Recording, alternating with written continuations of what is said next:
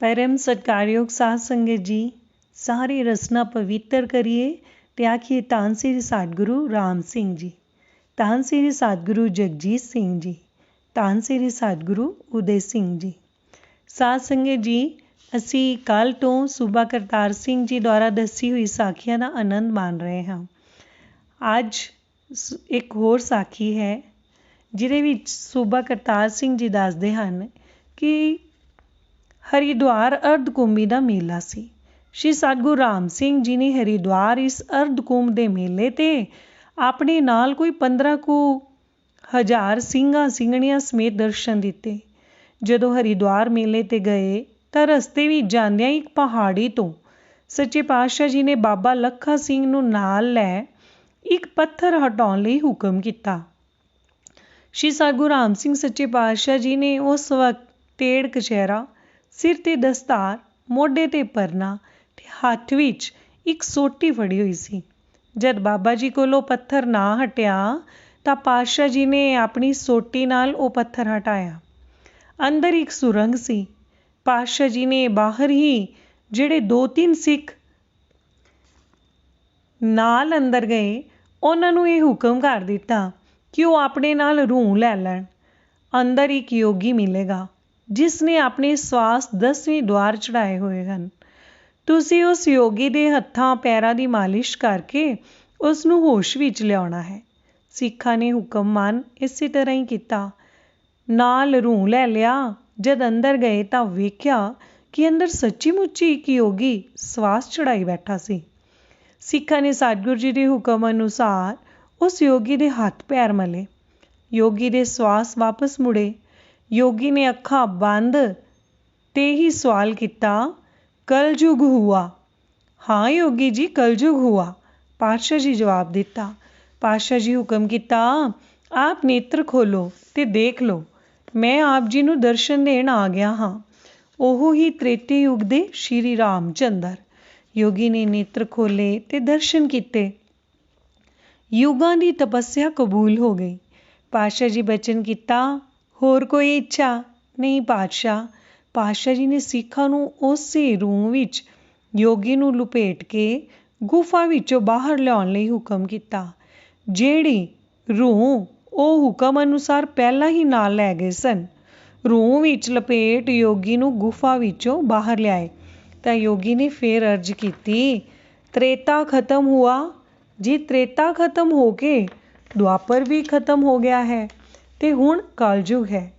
बस बाहर कलयुग दी हवा खा के श्री रामचंद्र जी दे 12वें जामे विच श्री सतगुरु राम सिंह जी दे रूप विच दर्शन करके योगी ने अपने स्वास त्याग दिते। सिखां सेवकां दे अर्ज करन ते श्री सतगुरु राम सिंह जी ने फरमाया कि ये योगी उस वक्त उत्थे खड़ा सी जदों नल ते नील नूं श्री रामचंद्र जी ने उन्हां वल्लों बनाए हुए पुल दी शाबाश देंदियां वार मंगण लई आख्या। तां नल ते नील दे पिता बाबा विश्वकर्मा जी ने उन्हां नूं पहलां ही यह ताकीद कीती सी कि जे तुहानूं श्री रामचंद्र जी वार देण तां उन्हां कोलों यही वार मंगणा कि ਉਹ ਉਹਨਾਂ ਦੀ ਕੁੱਲ ਵਿੱਚ ਹੀ ਪ੍ਰਗਟ ਹੋਣ ਤੇ ਉਹਨਾਂ ਦੀ ਕੁੱਲ ਨੂੰ ਭਾਗ ਲਾਉਣ। ਸੋ ਨਲ ਤੇ ਨੀਲ ਨੇ ਇਹੋ ਹੀ ਮੰਗ ਰੱਖੀ। ਪਾਤਸ਼ਾਹ ਜੀ ਨੇ ਸਾਰਾ ਤ੍ਰੇਤਾ ਯੁੱਗ ਵਿਚਰਿਆ। ਫਿਰ ਦੁਆਪਰ ਵਿੱਚ ਬਚਨ ਕੀਤਾ, ਇਹ ਸਾਰੇ ਤਾਂ ਪਹਿਲਾਂ ਹੀ ਵੰਡੇ ਹੋਏ ਹਨ, ਕਿਤੇ ਵੀ ਵੇਲ ਨਹੀਂ ਹੈ। ਹਾਂ, ਕਲਯੁਗ ਵਿੱਚ ਸ਼੍ਰੀ ਗੁਰੂ ਨਾਨਕ ਦੇਵ ਜੀ ਅਵਤਾਰ ਲੈਣਗੇ। ਸਾਰਾ ਕਲਯੁਗ ਭੋਗ ਸੀ ਨਾਨਕ ਧਾਰ ਅਵਤਾਰ।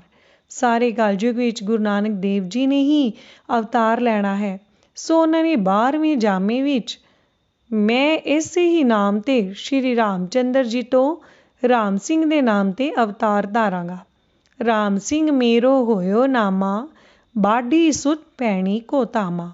ਅਰਥਾਤ ਰਾਮ ਸਿੰਘ ਮੇਰਾ ਨਾਮ ਹੋਵੇਗਾ ਤੇ ਸ਼੍ਰੀ ਭੈਣੀ ਸਾਹਿਬ ਪਿੰਡ ਵਿੱਚ ਤਰਖਾਣਾ ਦੇ ਘਰ ਮੈਂ ਪ੍ਰਗਟ ਹੋਵਾਂਗਾ। ਫਿਰ ਉਦੋਂ ਤੁਹਾਡੇ ਕੁੱਲ ਵਿੱਚ ਮੇਰੇ ਆਉਣ ਦਾ ਸਮਾਂ ਹੈ। ਕੋਲ ਇਹ ਯੋਗੀ ਸਾਰਾ ਕੁਝ ਸੁਣ ਰਿਹਾ ਸੀ। ਇਸ ਨੇ ਬਚਨ ਕੀਤਾ, ਜੀ ਸਾਨੂੰ ਕਿਵੇਂ ਪਤਾ ਹੋਵੇਗਾ ਕਿ ਤੁਸੀਂ ਇਹੀ ਤ੍ਰੇਤੇ ਯੁੱਗ ਦੇ ਸ਼੍ਰੀ ਰਾਮਚੰਦਰ ਜੀ ਹੋ? ਤਾਂ ਬਚਨ ਕੀਤਾ, ਤੁਸੀਂ ਹਰਿਦੁਆਰ ਜਾ ਕੇ ਫਲਾਣੀ ਪਹਾੜੀ ਤੇ ਆਪਣੀ ਸਵਾਸ ਚੜ੍ਹਾ ਕੇ ਬੈਠ ਜਾਓ। ਜਿਹੜਾ ਕਲਯੁਗ ਵਿੱਚ ਸ਼੍ਰੀ ਰਾਮ ਚੰਦਰ ਜੀ ਦਾ ਅਵਤਾਰ ਹੋਵੇਗਾ, ਉਹ ਆਪ ਹੀ ਆ ਕੇ ਤੁਹਾਨੂੰ ਉੱਥੋਂ ਉਠਾਏਗਾ ਅਤੇ ਤੁਹਾਨੂੰ ਦਰਸ਼ਨ ਦੇ ਕੇ ਤੁਹਾਡਾ ਜਨਮ ਸਫਲਾ ਕਰੇਗਾ।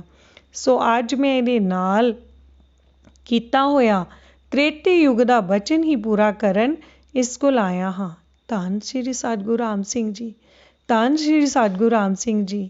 ਇਹ ਗੱਲ ਸੂਬਾ ਕਰਤਾਰ ਸਿੰਘ ਜੀ ਦੱਸਦੇ ਹਨ ਕਿ ਉਹਨਾਂ ਦੇ ਪਿਤਾ ਹਰਦਿਆਲ ਸਿੰਘ ਜੀ ਨੂੰ ਬਾਬਾ ਕਿਸ਼ਨ ਸਿੰਘ ਛੂਤੀਏ ਨੇ ਸੁਣਾਈ, ਜਿਹੜੇ ਕਿ ਹਰਿਦੁਆਰ ਸਤਿਗੁਰੂ ਜੀ ਦੇ ਜਾਣ ਸਮੇਂ ਨਾਲ ਸਨ ਅਤੇ 8-9 ਸਾਲ ਦੀ ਉਮਰ ਦੇ ਸਨ।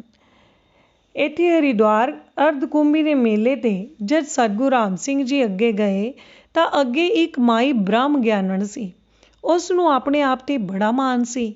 ਉਸਨੇ ਕਈ ਵਾਰ ਸਤਿਗੁਰੂ ਰਾਮ ਸਿੰਘ ਜੀ ਦੇ ਨਾਲ ਤਕਰਾਰ ਵਿੱਚ ਆ ਜਾਣਾ ਅਤੇ ਕਹਿਣਾ, ਹਮ ਬ੍ਰਹਮ, ਹਮ ਬ੍ਰਹਮ। ਇੱਕ ਦਿਨ ਸਤਿਗੁਰੂ ਰਾਮ ਸਿੰਘ ਜੀ ਵੀ ਆਪਣੀ ਮੌਜ ਵਿੱਚ ਆ ਗਏ। ਉਹਨਾਂ ਨੇ ਸਿੱਖਾਂ ਨੂੰ ਹੁਕਮ ਕੀਤਾ, ਚੀਖਾ ਤਿਆਰ ਕਰੋ।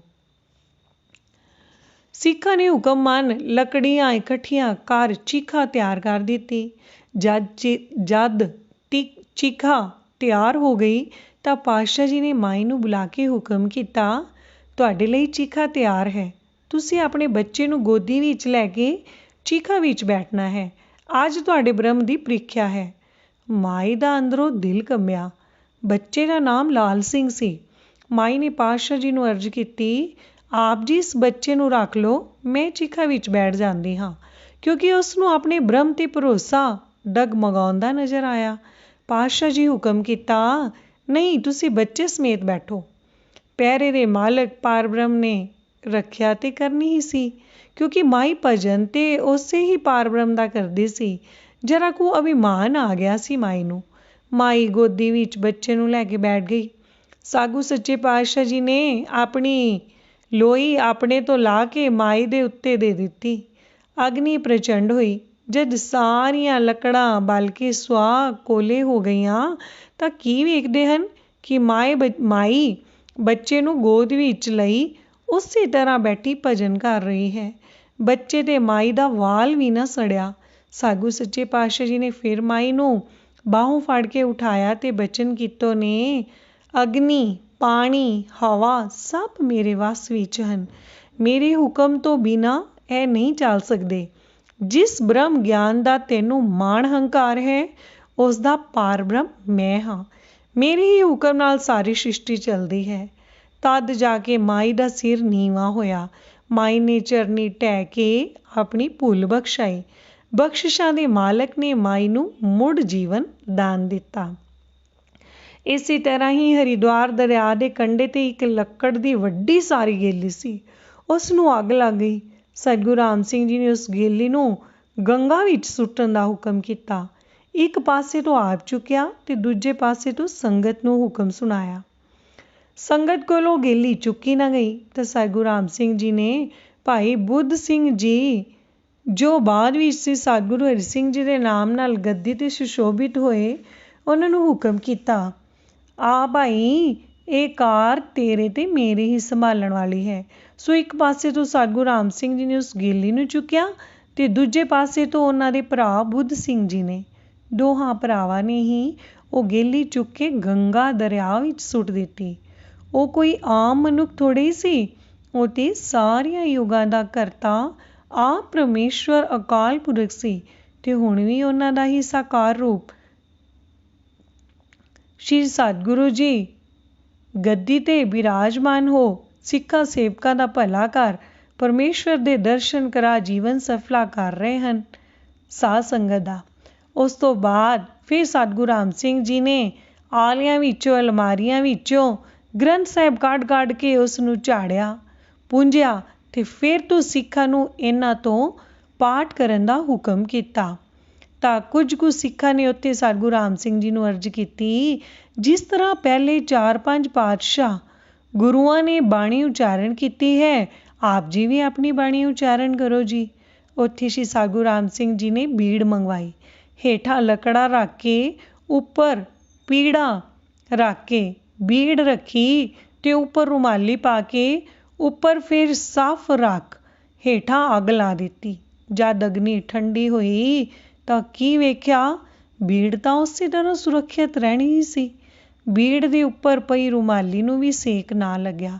ਫਿਰ ਸਤਿਗੁਰੂ ਰਾਮ ਸਿੰਘ ਜੀ ਨੇ ਹੁਕਮ ਕੀਤਾ, ਭਾਈ ਇਹ ਬਾਣੀ ਧੂਰੋਂ ਆਈ ਹੈ, ਇਹ ਤਾਂ ਪਹਿਲਾਂ ਹੀ ਪਰਿਪੂਰਨ ਹੈ, ਇਸ ਵਿੱਚ ਹੋਰ ਬਾਣੀ ਦਰਜ ਕਰਨ ਦੀ ਕੋਈ ਜ਼ਰੂਰਤ ਨਹੀਂ।